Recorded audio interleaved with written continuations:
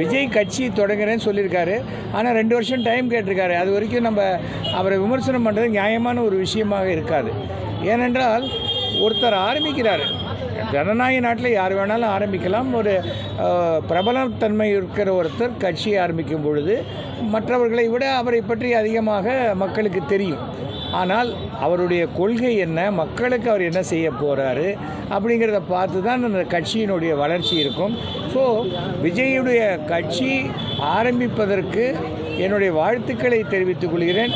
ஆனால் விஜய் கட்சியை பற்றிய விமர்சனம் செய்வதற்கு உண்டான நேரமே இல்லை.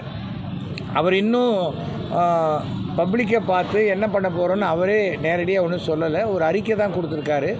நான் 2026 தேர்தலில் தான் வரப்போகிறேன்னு சொல்லியிருக்காரு.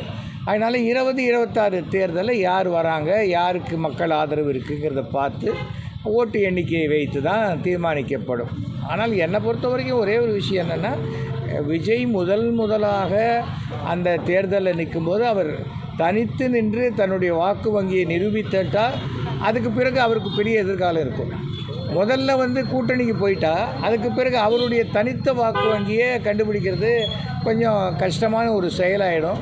அப்போ அவர் விருப்பப்பட்டதை தமிழக அரசியலில் செய்ய முடியுமாங்கிறது யோசித்து பார்க்கணும். ஸோ கட்சியை ஆரம்பிக்க இவ்வளோ தூரம் செய்தவருக்கு கண்டிப்பாக இதெல்லாம் யோசனை செல்கிறவங்கெல்லாம் நிறைய பேர் இருப்பாங்க. ஆனால் அடிப்படையாகவே அவருக்கு ஒரு ரசிகர் மன்றத்தினுடைய கட்டமைப்பு இருக்குது. அந்த மாதிரி கட்டமைப்பு இருக்கும் பொழுது அது ஒரு பலம். அதை ரசிகர் மன்றத்தினுடைய கட்டமைப்பை அவர் அரசியல் கட்டமைப்பாக மாற்றப் போகிறார் என்பதை பார்க்க வேண்டும். யாரு இல்லை 2 வருஷம் கேட்டிருக்காரு. கமிட்மெண்ட்லாம் முடிச்சுட்டு தானே வரப்போகிறேன். அதை நான் எப்படி சார் சொல்ல முடியும்? ஏன்னா என்ன கேட்டு விஜய் சினிமா கூட வரல. விஜயுடைய இத்தனை வளர்ச்சிக்கும் வெற்றிக்கும் காரணம் அவருடைய தந்தை. அவர் என்னுடைய நண்பர் நம்ம சந்திரசேகரன். அவருடைய உழைப்பு, அவருடைய முயற்சி. அதனால் விஜயே பொதுவாகவே யாரை பற்றியும் எந்த அவதூறும் பின்னாடி பேசினவரே கிடையாது. அதனால் இப்போ நம்ம போய் அவர் எப்படி இருக்கும் இதெல்லாம் நம்ம சொல்கிறது சரியாக இருக்கு சார். எம்ஜிஆர் சிவாஜிங்கிறதெல்லாம் எடுக்கக்கூடாது சார். எம்ஜிஆர் ஒரு பெரிய கட்சியில் இருந்து அந்த கட்சியினுடைய வளர்ச்சிக்காக உழைத்து அந்த கட்சியில் ஒரு டிஃபரன்ஸ் ஆஃப் ஒப்பீனியன் அந்த கட்சியிலேருந்து அவர் வெளியில் ஒரு கட்சி ஆரம்பிக்கும் போது அவருக்கு பின்னாடி அந்த கட்சியிலேருந்து நிறைய பேர் வந்தாங்க. எம்ஜிஆர் ரசிகர்கள்ங்கிறவங்க வந்தாங்க. அது ஒரு மாபெரும் கட்சியாச்சு. எம்ஜிஆரை மக்கள் பெருசாக ஏற்றுக்கொண்டார்கள். எம்ஜிஆர் நின்று அத்தனை தேர்தலையும் எம்ஜிஆர் வெற்றி பெற்றார். அது மாதிரி ஒரு எம்ஜிஆர் தான், ஒரே ஒரு எம்ஜிஆர் தான் இருக்க முடியும். அதுக்கப்புறம் தொப்பி போட்டவங்களாம் எம்ஜிஆர் ஆக முடியும், தாடி வளர்த்தவங்களாம் பெரியார் ஆக முடியும்னா அது சரியான ஒரு வாதமாக இருக்காது. நான் அதை பற்றிலாம் யோசிக்க மாட்டேன் சார். நான் பிஜேபியில் இருக்கேன். நான் பிஜேபியில் இருக்கும்போது 3வது முறையாக இந்தியாவில் ஹேட்ரிக் பிரைம் மினிஸ்டராக மோடி வருவார். அதை நான் அப்படி சொல்ல முடியும். அது மிக பெருவாரியான இடங்களை பெற்று மெஜாரிட்டியில் வருவார்.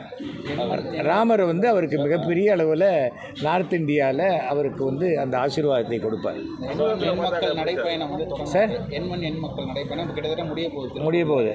அது எந்த அளவுக்கு இப்போ இந்த நாடாளுமன்ற தேர்தலில் நரேந்திர மோடி அவர்கள் 300 சீட்டுகளுக்கு மேல் பெற்று வெற்றி அடைவார். ஆனால் தமிழகத்தில் அண்ணாமலையுடைய பங்கு அதில் பூஜ்ஜியமாகத்தான் இருக்கும். ஏனென்றால் அண்ணாமலை அவர் நடைப்பயணம் எல்லாமே கொஞ்சம் கேலிக்குரிய ஒரு விஷயமாகத்தான் இருக்குது. ஒரு நாளைக்கு அரை மணி நேரம் நடக்கிறது, அப்புறம் இவர் பின்னாடி கூட்டம் வரலைன்னாக்கா கூட்டத்துக்கு நடுவில் இவர் போய் நிற்கிறது. அந்த மாதிரி அவர் ஒரு குழந்தைத்தனமான அரசியலை செய்து கொண்டிருக்கிறார். அண்ணாமலை மிக திறமைசாலி. எதுலனாக்கா மறைஞ்சு ஃபோட்டோ எடுக்கிறது, அப்புறம் வீடியோ எடுக்கிறது, அப்புறம் இன்னொருத்தர் பேசுகிறத விட்டு கேட்டு அந்த டேப்பை வெளில விடுறது, அதிலெல்லாம் திறமையாக இருக்கிறார். ஒழிய கட்சி வழக்கத்தில் அவருக்கு உண்டான திறமை பூஜ்ஜியமாகத்தான் இருக்கிறது. அந்த பூஜ்ஜியத்தினுடைய ரிசல்ட் மே மாதம் தெரியும்.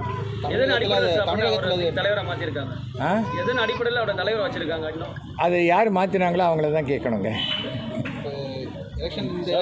சொல்லியிருக்காரு. இப்போ எந்த கட்சிக்கு ஆதரவு இல்லைன்னு சொல்லியிருக்காரு. யாரு? விஜய் சொல்லியிருக்காரு. விஜய் விடுங்க சார், விஜய் பாவம் சார், அவர் இப்போ தானே நேற்றுக்கு ஆரம்பிச்சிருக்கார். இன்னிலேருந்தே அவரை போட்டு துவக்கிறேன்னு சொல்கிறதே தவறான ஒரு விஷயம் சார். இப்போ அவர் யாருக்குமே விரோதி கிடையாது. ஆனால் இந்த 2 வருஷத்துக்குள்ளே விஜய் கட்சி ஆரம்பிச்சிட்டார். இந்த 2 வருஷத்துக்குள்ளே வரக்கூடிய பாராளுமன்ற தேர்தலில் அவருடைய கட்சியில் சேர்ற உறுப்பினர்கள் யாருக்கு ஓட்டு போடணுங்கிறத அவர் சொல்ல போகிறாரா இல்லையா?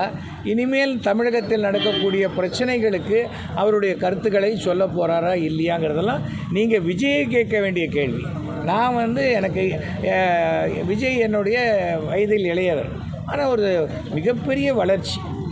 அந்த மாதிரி இருக்கக்கூடிய ஒருத்தரை பற்றி ஒரு புதுசாக அரசியலுக்கு வரேன், நான் பணம் சம்பாதிக்க வரலை, நான் ஒரு நல்ல விஷயங்களை செய்வதற்கு வரேன் அப்படின்னு சொல்கிற போது உடனே நோ அப்படி இப்படிலாம் சொல்கிறது ஒரு தர்மமான செயலாக இருக்கார். ரஜினியை நிறைய தடவை சொல்லிட்டு பேக் அடிச்சார். ஆனால் இவர் தைரியமாக வந்துட்டார் சார். அவரோட கட்சி அப்படின்னு நினைக்கிறேன். ரஜினி சொன்னார், பேக் அடிச்சிட்டாரு. அதனால் என்ன, ரஜினிக்கு அதுக்குண்டான காரணத்தை சொல்லிட்டார் இல்லையா? ரஜினி வேறு, விஜய் வேறு. விஜய் சொல்லியிருக்காரு, 2 வருஷம் டைம் கேட்டிருக்காரு இல்லையா? நம்ம அது வரைக்கும் வெயிட் பண்ணணும். நமக்கு ஒரு விஷயத்தை போட்டு அரை மணி நேரத்துக்குள்ளே பிரேக்கிங் நியூஸ் வந்துக்கிட்டே இருக்கணும்னு ஆசைப்பட்டால் அந்த வேகத்துக்கு விஜய் ஷூட்டிங்கெல்லாம் விட்டு இங்கே வந்து நிற்க முடியாது. அது எனக்கு தெரியும். அதிமுக அரசு, எடப்பாடி அரசு வந்து தற்போது பாஜக கூட்டணி இல்லை அப்படின்னு ஒரு முடிவுக்கு வந்திருக்காங்க. அவங்க தான் முன்னாடியே வந்துட்டாங்களே, பாஜகவுடன் கூட்டணி கிடையாதுன்னு. அதாவது அதிமுகவுடன் கூட்டணி இருக்கக்கூடாதுன்னு திட்டம் போட்டு தான் அண்ணாமலை வேலை செஞ்சார். அந்த வேலை நிறைவேறிடுச்சு. அதோடைய பலனை இந்த தேர்தலில் தெரிஞ்சுப்பாங்க, அவ்வளோதான். அதுக்கு மேலே ஒன்றும் சொல்ல முடியாது. ஏனென்றால் என்றைக்கு இருந்தாலும் ஒரு 1.5 கோடி உறுப்பினர்களை கொண்ட கட்சி தான் அதிமுக. ஓகே, இது பாஜகங்கிறது ஒரு 3% இருக்கிற ஓட்டு இருக்கிற கட்சி. ஆனால் அது எவ்வளவு தூரம் வளர்ந்துருக்கு, 3% 33% ஆகுமா, 33% 3% ஆகுமாங்கிறது மே மாதம் தான் தெரியும். பாஜகவுக்கு எதிராக ஒரு அண்ணாமலை செயல்படுறான்னு சொல்கிறீங்களா? பாஜகவுக்கு எனக்கு அண்ணாமலை பாஜகவுக்கு எதிராகவே செயல்படுறான்னு சொல்கிறேன். தமிழகத்தில் பாஜக எத்தனை இடம்?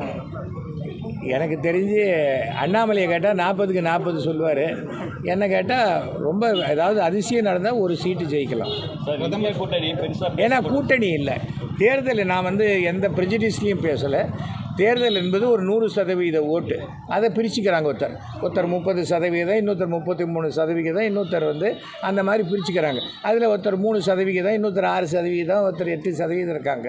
அந்த 8% இருக்கிறவங்க 33ஓடு சேரும்போது அது 40 ஆகலாம், இல்லை 39 ஆகலாம். ஏன்னா இந்த கூட்டணி பிடிக்கலன்னா சில பேர் போட மாட்டாங்க.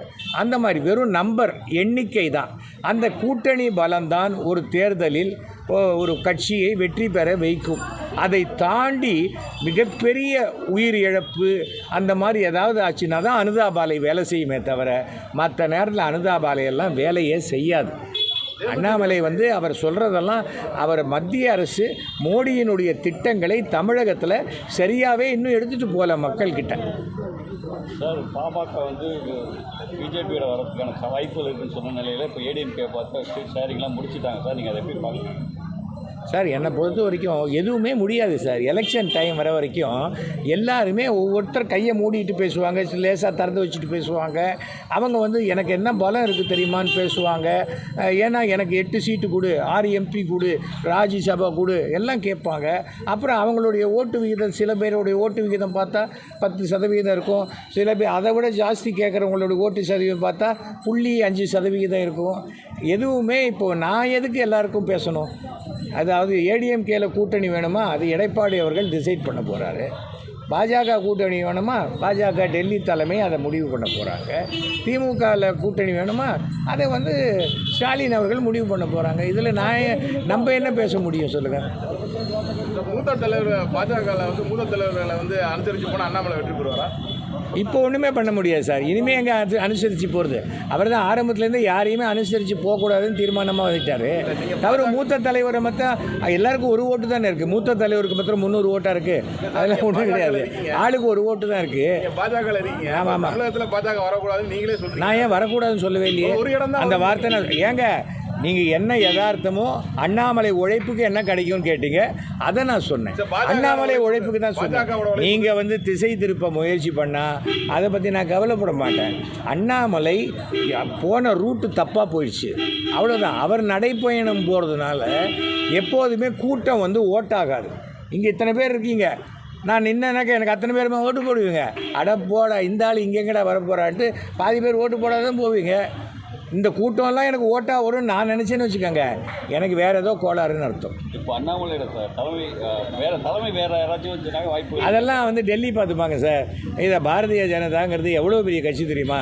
சுமார் 11 கோடி உறுப்பினர்களுக்கு மேலே இருக்கிற கட்சி.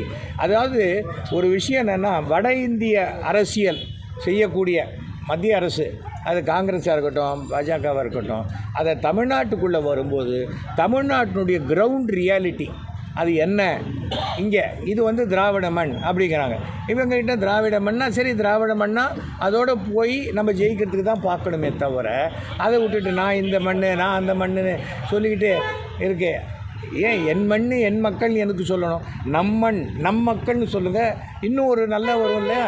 அந்த மாதிரி தான் வாக்குச்சீட்டு வந்து நடைமுறைப்படுத்தணும். அதெல்லாம் வாக்குச்சீட்டெலாம் இனிமேல் நடைமுறைப்படுத்த முடியாது சார். எத்தனை கோடி பேர் ஒவ்வொன்றா குத்தி எண்ணிக்கைன்றது அதுக்குள்ளே அடுத்த தேர்தல். அதாவது இன்றைக்கி போய் நீங்கள் எல்லா லைட்டையும் ஆஃப் போட்டு பெட்ரோமாக்ஸ் லைட் ஏற்றுவீங்கன்னா ஒத்துப்பீங்களா? எலெக்ஷனில் மாத்திரம் இதுக்கு வாக்கு ஷீட்டு. இதில் வாக்கு ஷீட்டில் என்ன இருக்குது? வாக்கு ஷீட்டில் தான் ஒரு கோடு போட்டுட்டாக்கா அது செல்லாத ஓட்டாக்கலாம். இதில் எலக்ட்ரானிக் மிஷினில் அப்படி ஆக்க முடியாது. அதெல்லாம் வந்து தோற்று போனவங்க சொல்கிற காரணம். எப்போதுமே தோற்று போனவங்க நம்ம ஏதோ தப்பு பண்ணிட்டோம் தோற்று போயிட்டோம் அடுத்த தேர்தலில் ஜெயிக்கணுங்கிற எண்ணம் இருக்கணும், இது மாதிரி பேச மாட்டான். அதை விட்டுட்டு அந்த மிஷினில் இப்போ ஒரு பட்டன் அமைக்கினா எல்லா லைட் எரியுது, இந்த மாதிரி எதையாவது உளறிட்டு இருக்க வேண்டியது தான். ஒரு ஓட்டில் தோற்றாலும் தோல்வி தான், ஒரு ஓட்டில் ஜெயித்தாலும் அது ஜெயிப்பு தான். அதை புரிஞ்சுக்கணும். ஆனால் அரசியல் போது அரசியலுடைய உத்திகளே வேறு. அதை இன்றைக்கி அரசியலுக்காக பேசுவாங்க, நாளைக்கு பார்த்திங்கன்னா 2 பேரும் ஒன்றா கூடி கொலைவிட்டிருப்பாங்க. நான் அந்த மாதிரியான ஆள். எனக்கு அரசியல் பெருசாக வருமா வராதான்லாம் எனக்கு தெரியாது. நான் ஒரே ஒரு முறை எம்எல்ஏவாக இருந்தேன். மயிலாப்பூரில் 300 கோடி ரூபா வேலை நடந்தது. ஒரு பைசா கூட கமிஷன் வாங்காத ஒரு நேர்மையான ஒரு எம்எல்ஏவாக இருந்தேன், அவ்வளோதான். மறுபடியும் நானே எம்எல்ஏ நிற்கணும், நானே எதுக்கு அவசியமே இல்லை. நல்லவங்க வரட்டும், யார் நல்லவங்க வந்தாலும் எனக்கு ஓகே தான், அவ்வளோதான். அதுக்கு மேலே ஒன்றுமே கிடையாது. அதே சமயத்தில் தமிழ்நாட்டில் இப்போ புதுசாக பிராமணர்கள் ஒரு கட்சி ஆரம்பிச்சிருக்காங்க. நான் என்ன சொல்கிறேன், தமிழ்நாட்டில் எத்தனை ஜாதிகள் இருக்கோ அத்தனை ஜாதிகளுக்கும் அசெம்பிளியில் ரெப்ரசன்டேஷன் இருக்கணும். ஆனால் இன்றைக்கி பிராமணர்கள் ரெப்ரசன்டேஷனே தமிழக அரசியலில் இல்லை. அப்படி இருக்கும்போது அவர்கள் என்ன, பிராமணர்கள் நான் எல்லா தொகுதியிலும் நிற்க போகிறாங்க, விருப்பப்பட்டவர்கள் பிராமணர்களுக்கு போட போகிறாங்க. அதே சமயம் இடபிள்யூஎஸ் அது யாருமே நிறைவேற்றுறதுக்கு ஆதரவு கொடுக்கல. 10% இடபிள்யூஎஸ், அதில் இருந்து 70 ஜாதிகள் இருக்குது, கிட்டத்தட்ட 70 லட்சம் ஓட்டு இருக்குது. அதை யாருமே பண்ணலை. அதே சமயத்தில் தினசரி வாழ்வாதாரத்துக்காக போராடுற பிணம் சுமக்கிற பிராமணர்கள், டேபிள் துடைக்கிறவங்க, சமையல் வேலை செய்கிறவங்க, கூலி வேலை செய்கிறவங்க பிராமணர்கள்லாம் தமிழ்நாட்டில் அத்தனை பேர் 30 லட்சம் பேர் இருக்காங்க. அவர்களுக்கு அடிப்படையான, ஏன்னா சமூக நீதி என்பது மேட்டையும் பள்ளத்தையும் சரிசமமாக்குவது. மேட்டை பள்ளமாக்கி பள்ளத்தை மேடாக்கிட்டு உங்கள் தாத்தாவுடைய கொள்ளு தாத்தா 100 வருஷம் முன்னாடி அப்படி பண்ணாட்டு கொள்ளு பேரனை பனிஷ் பண்ணுறது என்ன நியாயம் சொல்லுங்கள்? அந்த நியாயம் சரியான நியாயம் நடக்கலை. ஏன்னா இந்த முறை பிராமணர்கள் யாருமே நமக்கு ஆதரவு இல்லைன்னா பேசாமல் நேராக நோட்டாவுக்கு ஓட்டு போட்டுருவாங்க.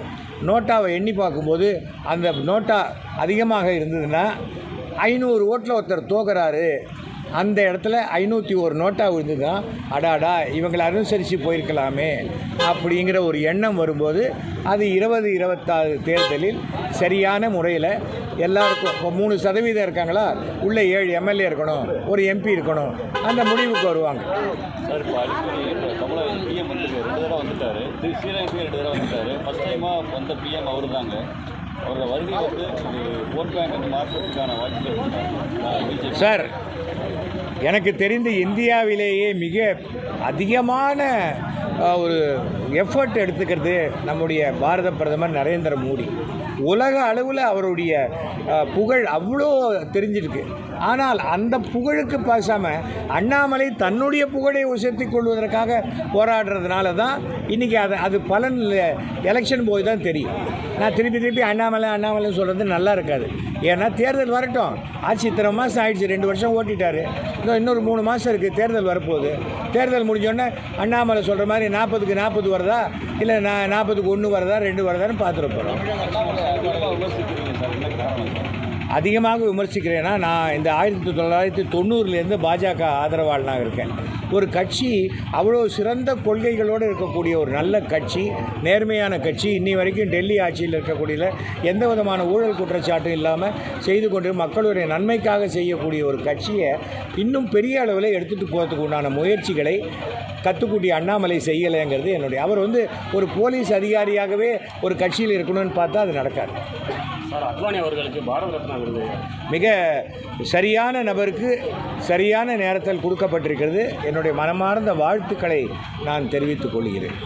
திரைப்படத்துறையில் சர்டிஃபிகேட்ஸ் எல்லாம் இப்போ எப்படி சார் கொடுக்குறாங்க? நிறையா சார் சர்டிஃபிகேட் திரைப்படத்துறையில் ஒன்று சொல்லிடுறேன். அதுக்குன்னு ஒரு புக்கு இருக்குது, ரூல் புக்கு. அந்த ரூல் புக்கு படி படம் எடுத்தால் சென்சார் சர்டிஃபிகேட்டை தவிர வேறு எதுவுமே வராது. அதை தாண்டி நம்ம சென்சார் அதிகாரிகள் ஓரளவுக்கு பரவாயில்லன்னு விட்டால், இப்போது ஏ சர்டிஃபிகேட்டுக்கு உள்ளான கண்டென்ட் எடுத்துக்கிட்டு கழுத்தை வெட்டுறது, கத்தியை சுருகி அந்த பக்கமாக திருவிட்டு அதுக்கு யூ சர்டிஃபிகேட் கொடுன்னு கேட்குறாங்க. தவிர எந்த ஒரு ஜாதியையும் எந்த ஒரு குழுவையும் அவமதிக்கக்கூடிய, அவர்களுடைய சென்டிமெண்ட்டை பாதிக்கக்கூடிய எந்த விஷயத்தையும் விமர்சனத்தையும் திரைப்படத்தில் செய்யக்கூடாதுன்னு ரூல் இருக்குது. அதை மீறி செஞ்சுட்டு இதை கூட நான் செய்யக்கூடாதா, அந்த படத்தில் அவன் செய்கிறானே, இந்த படத்தில் இவன் செய்கிறானேன்னு சொன்னால் அதற்கு உண்டான சட்ட சிக்கல்களை முன்னெல்லாம் பார்த்தா ஒரு 20 தியேட்டரில் படம் ரிலீஸ் ஆகும், அதோடு போயிடும். இப்போ ஒரே சமயத்தில் உலகத்தில் 5000 தியேட்டரில் ரிலீஸ் ஆகுது, ஓடிடியில் வருது. ஒரே சமயத்தில் பார்க்கும்போது ஒரு தப்பு நடந்ததுன்னா பீகார்லேருந்து கூட கேஸ் போடுவாங்க, அஸ்ஸாம்லேருந்தும் கேஸ் போடுவாங்க.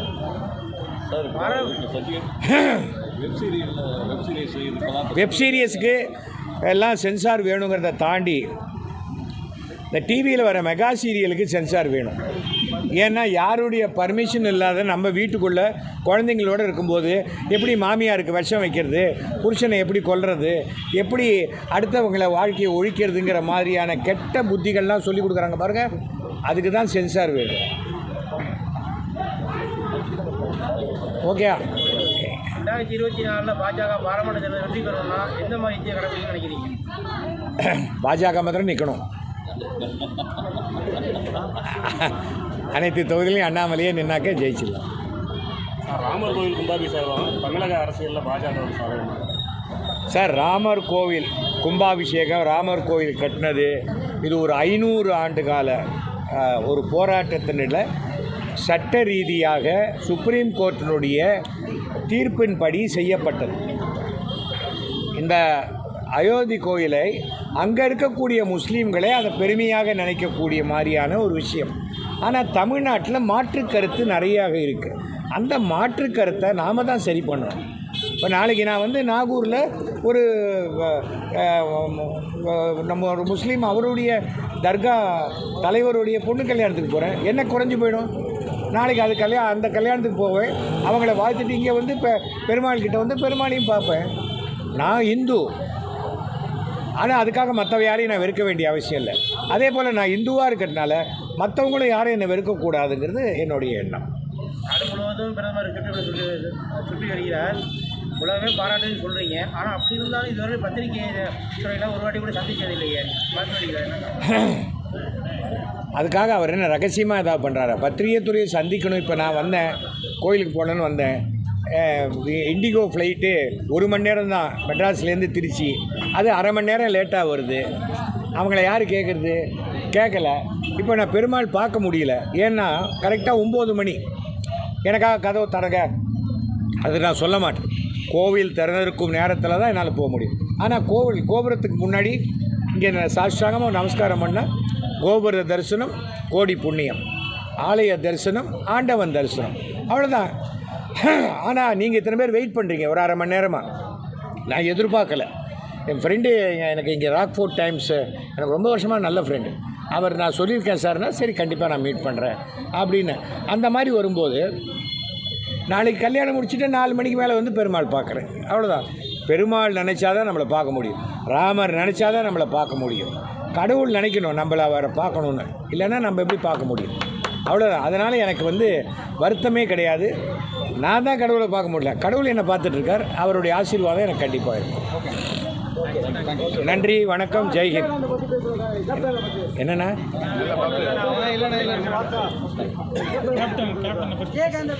விஜயகாந்த் என்னுடைய அருமை நண்பர் சார். விஜயகாந்த் அருமை நண்பர், மிகச்சிறந்த நல்லவர். அரசியலுக்கு அவ்வளோ நல்லவராக இருக்கக்கூடாது. அவர் அரசியலுக்கு ரொம்ப நல்லவராக இருந்ததுனால தான் அவருக்கு அரசியலில் சறுக்கல் ஏற்பட்டது. அரசியலில் நேற்று கூட விஜய்க்கு நான் போடும்போது போட்டேன், சினிமாவில் மூஞ்சியில் பிளேடெல்லாம் போட்டுட்டு கையில் துப்பாக்கி கத்தியெல்லாம் வச்சுட்ருக்கிறேன், இவன் வில்லன்னு கண்டுபிடிக்கலாம். அரசியலில் கூடவே சிரிச்சிட்டு இருப்பாங்க, அதில் யார் வில்லன் யார் ஃப்ரெண்டுன்னு கண்டுபிடிக்க முடியாது. விஜயகாந்த் அதை கண்டுபிடிக்க தவறிட்டார். அவர் ரொம்ப நல்லவராக இருந்த ஒரு காரணத்தினால அவருடைய ஆத்மா சாந்தி அடையும். அவருக்கு சொர்க்கத்தில் கண்டிப்பாக ஒரு இடம் உண்டு.